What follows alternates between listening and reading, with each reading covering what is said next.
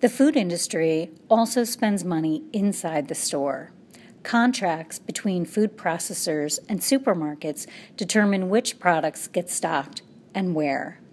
Prime locations cost more because they boost sales. In one experiment, people bought more potato chips when they were displayed on a middle shelf as opposed to a high or low shelf. Checkout and end caps also grab our attention. The locations of products are so important that supermarkets make more money from charging food processors for shelf locations than they do from customer purchases. Other details have also been carefully planned out, down to the size of the grocery carts. The bigger they are, the more you buy. Windowless buildings with forgettable music, bakery smells wafting through the store, and constantly reorganized aisles aren't an accident. They all prompt you to buy more. We rarely notice the marketing and in-store cues that influence our purchasing decisions, which is part of what makes them so effective. Sneaky, but effective. The next concept I want to talk about is defaults. Defaults are what you get unless you actively choose something else. In supermarkets, package sizes, food formulations, and food pairing defaults can influence what and how much we eat.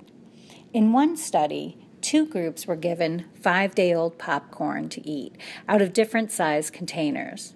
Now, of course, nobody in the study liked the stale popcorn, but the group eating out of the larger containers ate much more.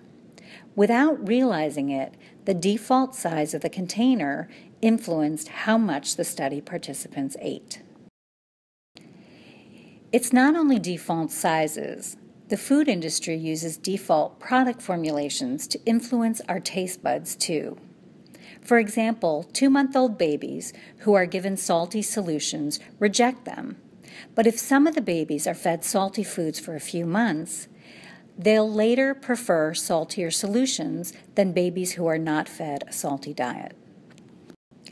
Over the last half-century, the food industry's product formulations have dramatically increased the amount of salt, sugar, and fat in everything, from pasta sauce to breakfast cereal.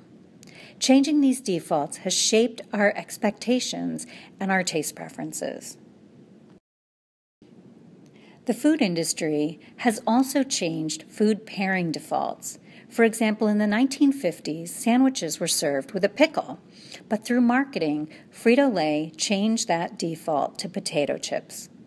By manipulating the defaults that define our eating habits, food companies stealthily guide our hand as we toss food into the supermarket cart, getting us to buy more unhealthier foods than we would otherwise.